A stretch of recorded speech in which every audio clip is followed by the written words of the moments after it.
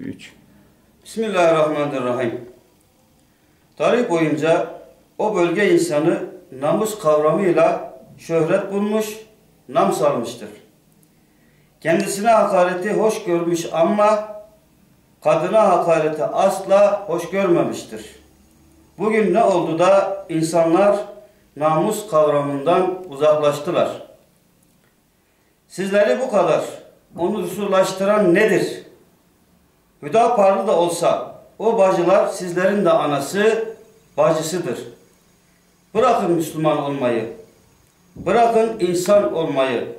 Hayvanlar bile sizden daha çok namusa saygılıdır. Sütçü imamı sizlere hatırlatıyorum. İstiklal Savaşı'nın kıvılcımlarından bir kıvılcımdır bu soylu başkaldırı. Fransız keferesini arkasına bakmadan bu ülkede kaçmasına sebep olan bir başkaldırıdır. Oysa onlar İslam düşmanlarıydı. Müslümanları tanımayan kefere ruhlu kafirlerdi. Onlar Fransızlardı. Müslüman bacılarıma hakaret etme cüretinde bulunan sizler necisiniz? Yoksa sizler Müslüman değil misiniz?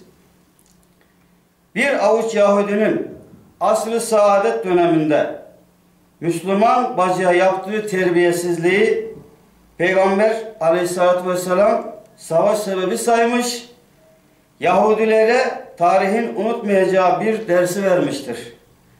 Onların hepsine bulundukları yerden sürgün etme ve bir daha dönmemek üzere ceza vermiştir.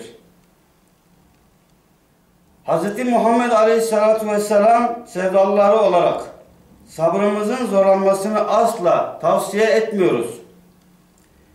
Kırmızı çizgilerimizin yanından bile kötü niyetle geçilmesine asla razı değiliz.